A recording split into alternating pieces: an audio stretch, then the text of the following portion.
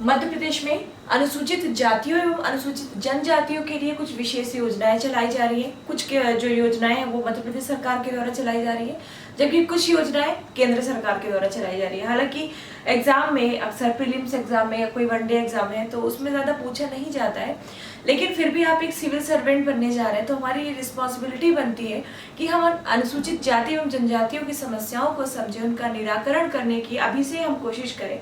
साथ ही साथ उनके लिए सरकार के द्वारा क्या क्या चीजें, क्या क्या योजनाएं चलाई जा रही है आगे चल के, ताकि हमें सारी चीजों को बहुत ज्यादा जोर ना देना पड़े, अभी से हमको सारी चीजें पता हो। तो इस देखिए पढ़ाई का मेन मोटो ये नहीं होता कि हम चीजों को रट लें और रटने के बाद हम बस एग्जाम पास कर लें। आप मध्य प्रदेश का भौतिक इतिहास पढ़ते हो, भौगोलिक क्षेत्र पढ़ते हो उसका, इसका मतलब ये नहीं है कि आप बस रट लो और फिर रटने के बाद जो एग्जाम आ रहा है उसमें जो क्वेश्चन पूछे जा रहे हैं आप उसको कर लो। इसका मतलब ये नहीं होता। इसका मतलब ये होता है कि कल को आप जब एक अधिकारी बन जाओगे तो आप किस तरह से कंडीशन, किस तरह की कंडीशन में किस तरह का केस आप सॉल्व कर रहे हो। कोई पठारी क्षेत्र है तो उसमें आप क्या रूल और रेगुलेशन अपना रहे हो, या फिर कौन सी नीति वहां पे आप अपना रहे हो, या फिर कोई मैदानी क्षेत्र है ना, कोई जनजाति इलाका है, तो इन सब चीजों के लिए हमें पढ़ना पड़ता है, ना कि हमें केवल और केवल एग्जाम पास करने के लिए। तो चलिए पहले हम ये पढ़ लेते हैं। और जहां तक है कि अनुसूचित जाति जनजातियों का ये अंतिम वीडियो होगा, और यहाँ से ही शुरुआत हो गई थी मध्य प्रदेश में कला एवं संस्कृति की। इसके बाद हम खेल शुरू कर लेते हैं। मध्य प्रदेश में खेल काफी इंपॉर्टेंट है, आप सब बहुत एक्साइटेड भी हो। चलिए, तो योजनाओं में एक योजना है, उसका नाम है शंखनाद। देखिए यहाँ पे हम केवल उद्देश्यों की बात करेंगे कि किस योजना का क्या उद्देश्य है। तो एक योजना है, उसका नाम है शंखनाद योजना।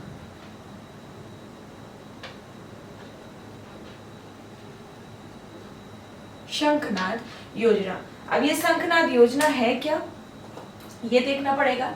तो जो शंखनाद योजना है ये आदिवासी क्षेत्रों में स्कूलों के माध्यम से शिक्षा का प्रसार करने के लिए चलाई गई है। जो भी आदिवासी बहुल क्षेत्र है,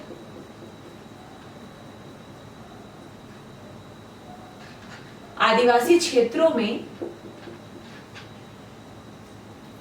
स्कूलों के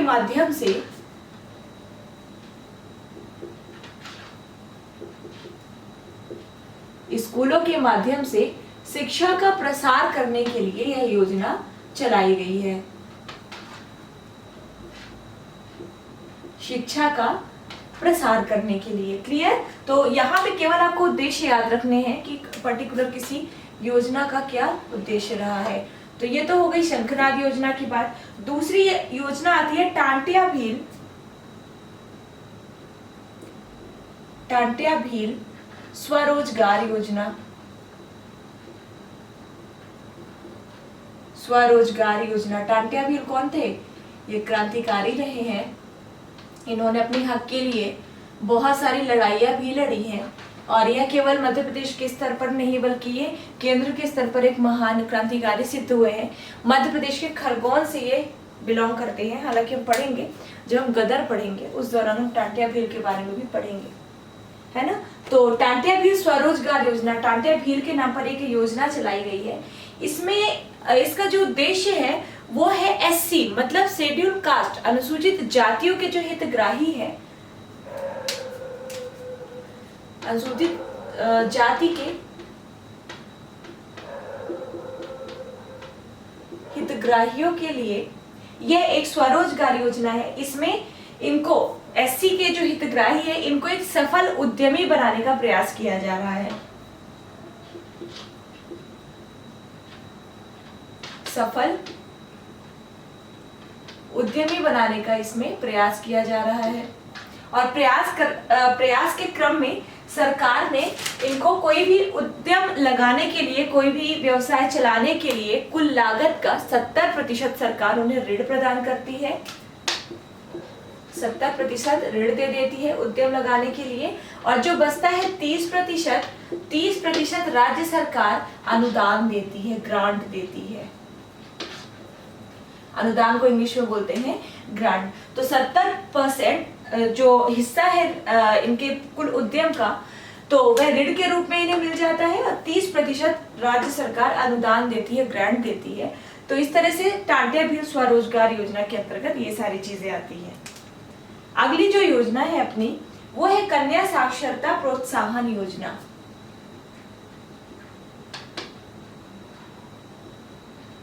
कन्या साक्षरता प्रोत्साहन योजना। तो ये योजना के नाम से ही पता चल रहा है कि आखिर ये योजना किससे संबंधित होगी। तो ये जो कन्या साक्षरता प्रोत्साहन योजना है ये शेड्यूल कास्ट एवं शेड्यूल ट्राइब की कन्याओं में साक्षरता को बढ़ाने के लिए लाई गई थी। इनकी जो कन्याएं हैं अनुसूचित जाति एवं अनुसूचित जनजाति वर्ग की कन्याओं में साक्षरता को बढ़ाने के लिए, साक्षरता में वृद्धि करने के लिए लाई गई थी यह योजना। कौन सी? कन्या साक्षरता प्रोत्साहन योजना। अगली जो योजना है वो है अरुणिमा योजना। अरुणिमा योजना, अरुणिमा योजना, अरुणिमा का नाम सुना है क्या आपने? सुना ही होगा। ये माउंट एवरेस्ट पर फतह करने वाली पहली ऐसी महिला है जो कि शारीरिक रूप से बहुत ज़्यादा अस्वस्थ है और यह प्राकृतिक नहीं था, उनके साथ बहुत बड़ी घटना हुई थी इस कारण से। तो उन्हीं के नाम पर यह योजना का नाम रखा गया था। और इसका जो मेन मोटो है वो है आदिवासी क्षेत्रों में उनके स्वास्थ्य रक्षा हेतु।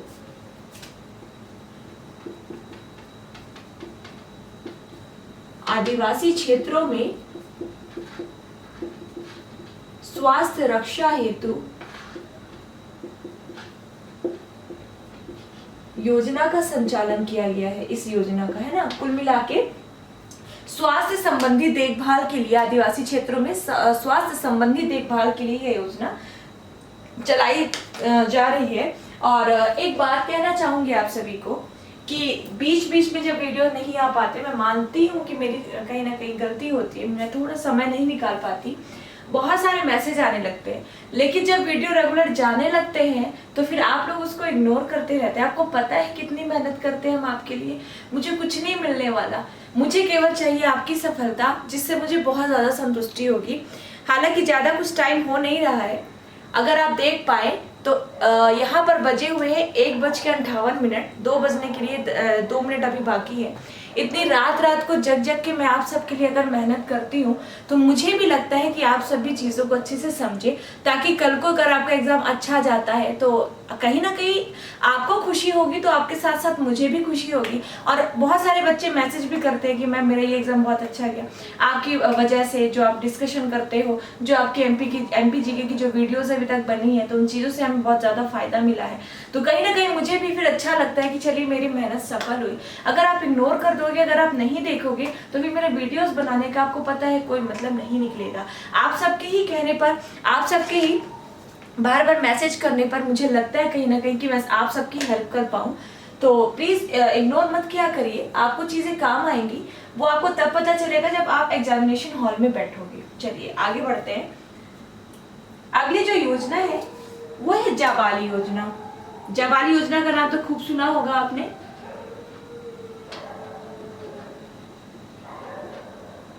जाबाली योजना, क्लियर?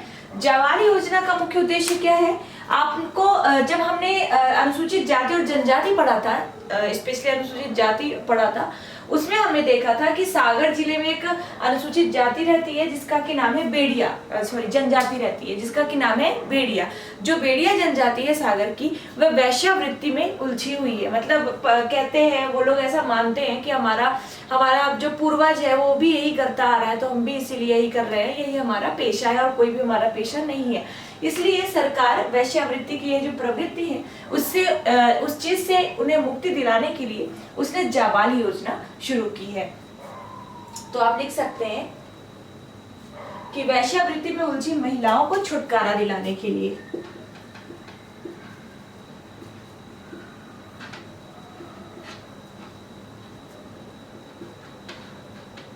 उलझी महिलाओं को छुटकारा दिलाने के लिए, है ना। कौन सी योजना? जाबाली योजना बहुत इंपॉर्टेंट है। जाबाली योजना अक्सर पूछी जाती है ना, तो इसे याद रखिएगा और बस 2 मिनट दीजिएगा।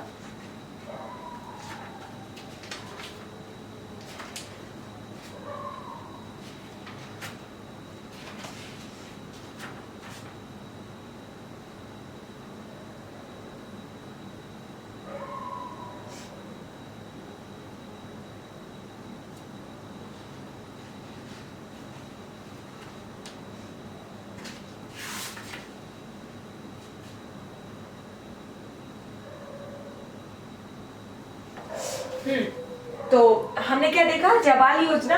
और जाबाल योजना का सबसे अच्छा उदाहरण कौन सी जाति है? अनुसूचित जाति है वो बेड़िया। मैंने जनजाति कह दिया धोखे से एक बार। तो बेड़िया जाति, बेड़िया जाति जो कि मुख्यतः सागर जिले में है, रहती है। तो ये जो जाति है ये वैश्यावृत्ति की कुप्रथाओं में उलझी हुई है और इन्हें स्पेशली इस कुप्रथा से बाहर निकालने के लिए सरकार ने जाबाल योजना चलाई है। एक है संवेदना योजना।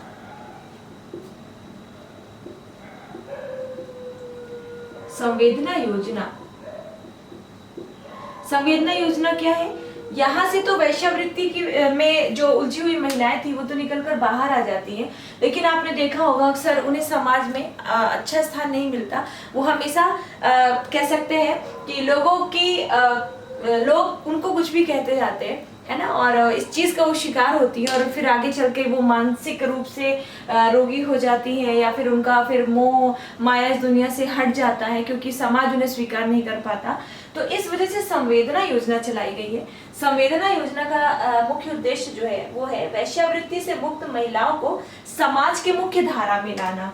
जो वैश्यावृत्ति से महिलाएं मुक्त हो चुकी हैं, महिलाओं को समाज की मुख्य धारा में लाना।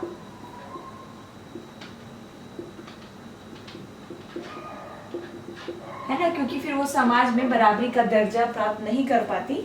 इसी उद्देश्य से चलाई गई है एक योजना जिसका नाम है संवेदना योजना। एक योजना है उसका नाम है परीक्षा पूर्व परीक्षण केंद्र। परीक्षा पूर्व परीक्षण केंद्र, इसका मतलब क्या है? यह भी अनुसूचित जाति जनजाति के लिए चलाई गई है। इसका जो उद्देश्य है वो ये है कि जो विद्यार्थी, इस कैटेगरी के जो भी विद्यार्थी स्नातक परीक्षा उत्तीर्ण करते हैं, स्नातक परीक्षा उत्तीर्ण करने के बाद उन्हें प्रशासनिक सेवाओं की तैयारी तथा पीएटी पीएमटी जिसकी भी तैयारी होती है, उन सारी चीजों की इन्हें तैयारी करवाई जाती है। तो इसका उद्देश्य क्या है कि स्नातक उत्तीर्ण कर चुके विद्यार्थियों को प्रशासनिक सेवाएं तथा अन्य सेवाओं की परीक्षाओं की तैयारी करवाना। तो ये उद्देश्य है परीक्षा पूर्व परीक्षण केंद्र की। अगली जो अपनी योजना है वो है जीवन ज्योति योजना।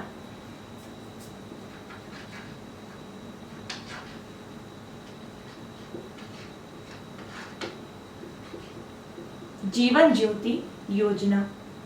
अब जीवन ज्योति योजना क्या है देखते हैं। जो जीवन ज्योति योजना है इसका उद्देश्य जनजातीय क्षेत्रों में निःशुल्क चिकित्सा सुविधा उपलब्ध कराई जाती है। जीवन ज्योति, तो जीवन में ज्योति जगाई जाती है। तो जितने जनजातीय क्षेत्र हैं, जनजातीय क्षेत्रों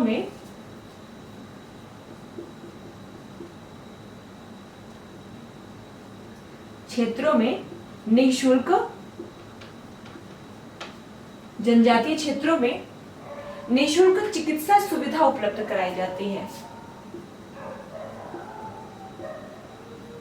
चिकित्सा सुविधा आपने देखा होगा अक्सर स्थानों में शिविर लगते हैं, है ना, वो अनुसूचित जाति और जनजातियों के लिए स्पेशली जो लगते हैं वो इन्हीं योजनाओं के अंतर्गत होता है। चलिए आगे बढ़ते हैं। उद्देश्य याद रखेंगे, बाकी ऐसा इतना ज्यादा कुछ है नहीं। उद्देश्य याद रखेंगे, मेंस में भी काम आएगा।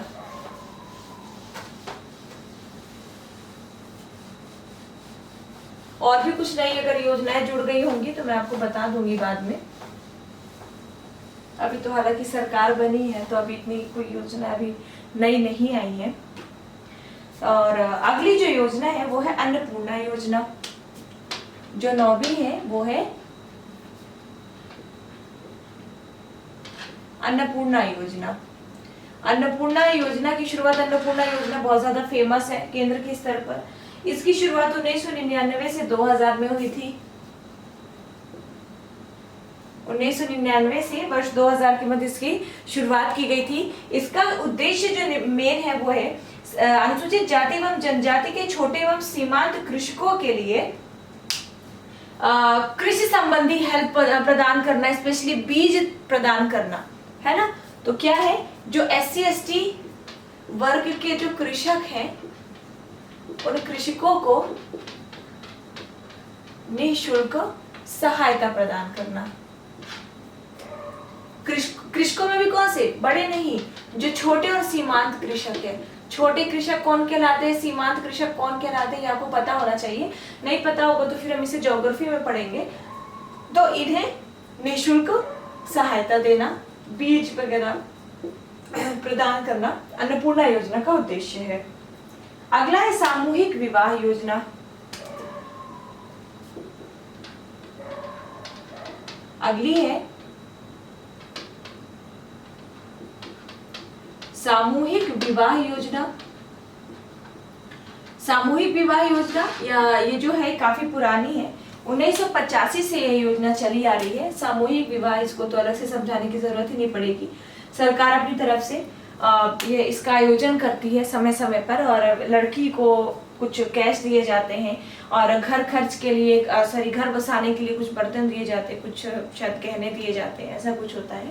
तो 1985 से सामूहिक विवाह योजना की शुरुआत की गई थी। एक है जनश्री बीमा योजना।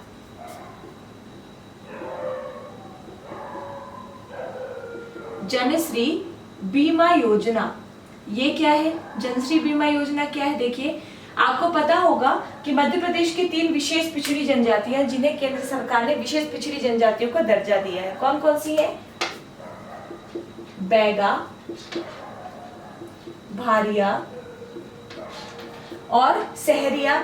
तो ये जो 3 जनजातियां हैं, इन तीनों जनजातियों के लिए एक योजना शुरू की गई है जिसका नाम है जनश्री बीमा योजना। इसके अंतर्गत यदि इन तीनों जनजातियों में से किसी भी जनजाति का कोई व्यक्ति अकाल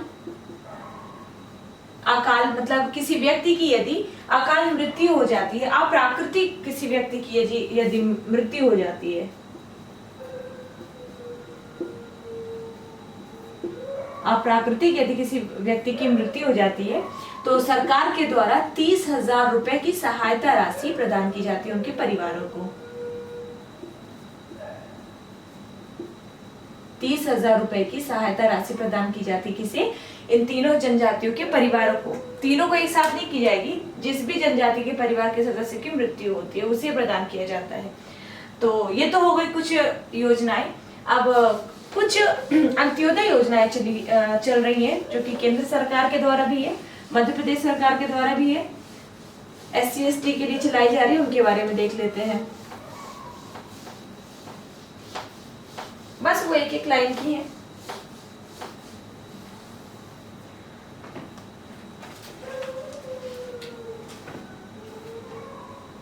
तो कुछ अंत्योदय योजनाएं चल रही हैं।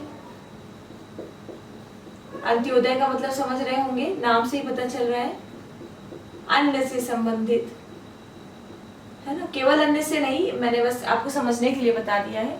तो कुछ अंत्योदय योजनाएं चल रही हैं, जिनमें से पहली है एक वसुंधरा योजना।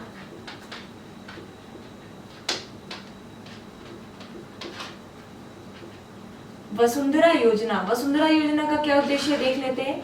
जो ये वसुंधरा योजना है, यह SC और ST के जो शेड्यूल्ड कास्ट और शेड्यूल्ड ट्राइब के जो कृषक हैं, जिनके पास भूमि नहीं होती, उन्हें भूमि खरीदने के लिए ब्याज मुक्त ऋण प्रदान किया जाता है इस योजना के अंतर्गत। किन्हें? SC या ST के जिन कृषकों के पास भूमि नहीं होती, जिसके पास भूमि नहीं होती, उन्हें भूमि खरीदने के लिए ऋण प्रदान किया जाता है इस योजना के द्वारा।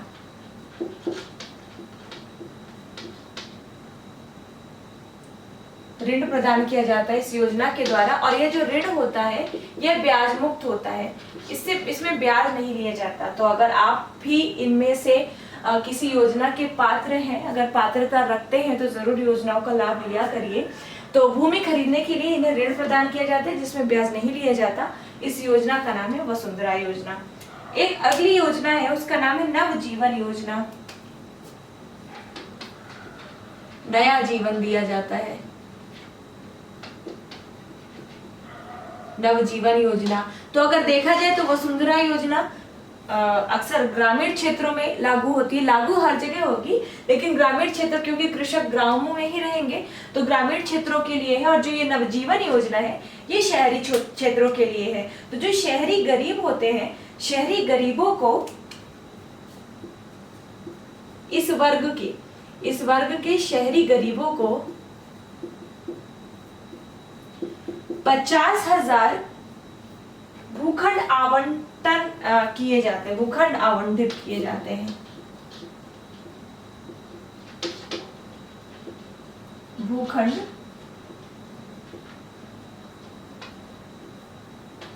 आवंटित किए जाते हैं किसके द्वारा? नवजीवन योजना के द्वारा, है ना। या फिर कह सकते हैं कि आवास हेतु नाम मात्र के मूल्य पर उनको भूखंड दे दिया जाता है, बस नाम मात्र का मूल्य लिया जाता है और उन्हें कुछ भूखंड उनके रहने के लिए उन्हें प्रदान कर दिया जाता है। तो ये तो हो गई नवजीवन योजना। एक अगली योजना है जल जीवन योजना। नवजीवन हो गई, अब जल जीवन हो जाए।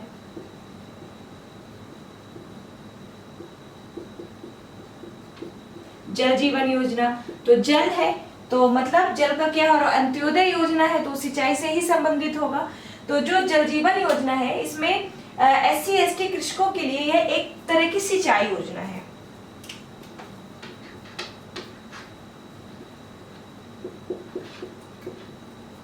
सिंचाई योजना है ये। क्लियर? चलिए अब बढ़ते हैं आगे और अगली है स्वावलंबन योजना। स्वावलंबन योजना मतलब SC ST के युवकों को और युवतियों को स्वावलंबी बनाने के लिए उन्हें कुछ पूंजी प्रदान की जाती है और साथ ही साथ उन्हें ऋण प्रदान किया जाता है। तो आप देख सकते हैं कि स्वरोजगार हेतु, खुद का रोजगार चलाने के लिए, स्वरोजगार हेतु उन्हें कार्यशील पूंजी प्रदान की जाती है, कार्यशील पूंजी प्रदान की जाती है प्लस उन्हें ऋण प्रदान किया जाता है। ऋण में ब्याज जो होता है वो बहुत नाम मात्र का लिया जाता है ना। अगली जो योजना है वो है मधुवन योजना।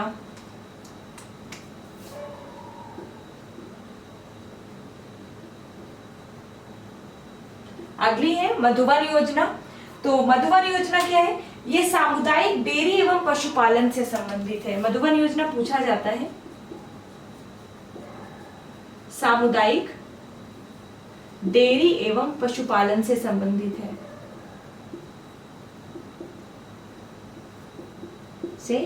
देखिए अंत्योदय क्या होता है ये सारी चीजें हम ना इकोनॉमिक्स में अच्छे से पढ़ेंगे, यहाँ पे आप परेशान मत होना। अगली योजना है निर्मित योजना। बस एक एक बार देख लीजिए सारी चीजों को। अगली है निर्मित योजना। निर्मित योजना के अंतर्गत लघु निर्माण कार्य की ठेका योजना है एक तरह से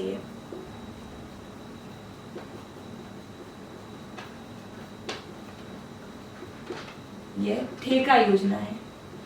निर्माण कार्य के लिए, निर्मित निर्माण कार्य के लिए ठेका योजना, एक तरह से ठेका प्रदान किया जाता है जो लघु निर्माण कार्य होते हैं, है ना। अगली है सहकार योजना।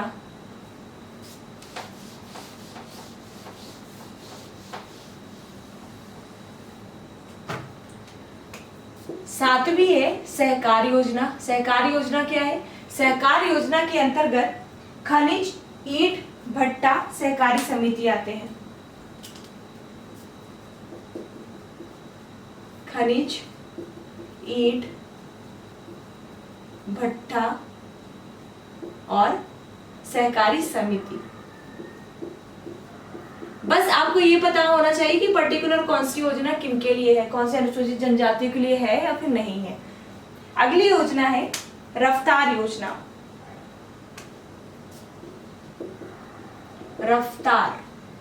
रफ्तार से कुछ और ही याद आ गया होगा। तो रफ्तार योजना का उद्देश्य क्या है? यह यातायात समिति एवं ट्रकों, बसों के लिए एक योजना है। यातायात समिति, शॉर्ट में लिख रही हूं, ट्रकों और बसों के लिए एक योजना है। या कुछ ज्यादा समझने वाली बात नहीं है, बस आप देखते चले जाइए। अगली है वनजा योजना।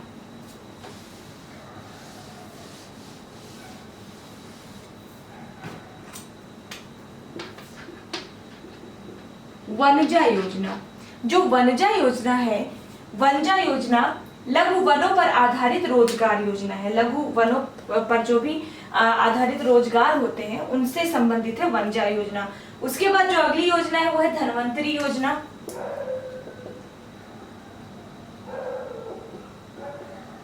धन्वंतरी योजना क्या है? धन्वंतरी योजना जो है वो चिकित्सकों को प्रैक्टिस हेतु मदद करने की। धन्वंतरी नाम सुना होगा आपने, प्राचीन भारतीय इतिहास में सुनेंगे आप। तो जो चिकित्सक है, चिकित्सकों को प्रैक्टिस हेतु मदद दी जाती है इस योजना के अंतर्गत। एक अगली योजना है सहारा योजना।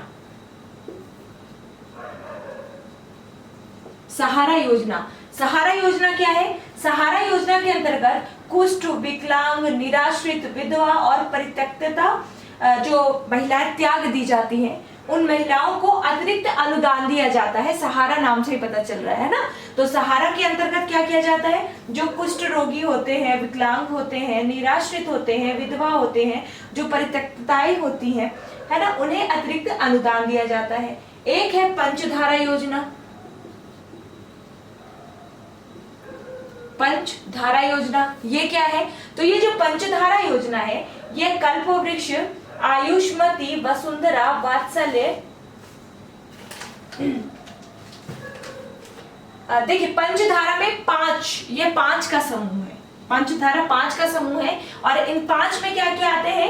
कल्पसूत्र, आयुष्मती, वसुंधरा, वात्सल्य, ग्राम्या। लिख लीजिए, मैं बोल देती हूँ एक बार फिर से। कल्पसूत्र, आयुष्मती, वात्सल्य, वसुंधरा और ग्राम्या। और एक लास्ट बचती है वो है न्याय निकेतन।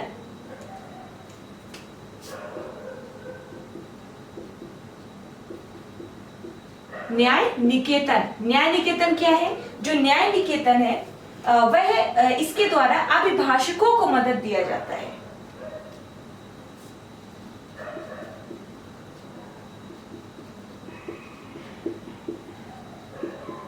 मदद दिया जाता है। देखिए जो चीजें बहुत ज्यादा इंपॉर्टेंट होती हैं उन्हें मैं अच्छे से समझा देती हूँ, बट ये चीजें केवल आपको जाननी चाहिए। तो यहाँ पर ज्यादा प्रश्न नहीं डालेंगे क्योंकि समय अपने पास थोड़ा कम होता है ना।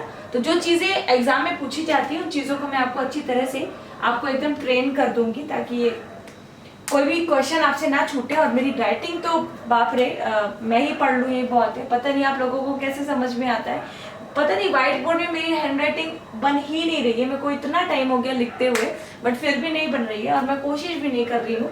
जो जैसा चल रहा है वैसे ही चलने दे रही हूँ, बट कोई बात नहीं, आपको समझ में आता है, ये मेरे लिए बहुत बड़ी बात है। तो चलिए अब इतना ही। और आज से जो SC और ST का चैप्टर है वो हो जाता है समाप्त, वो हो जाता है क्लोज।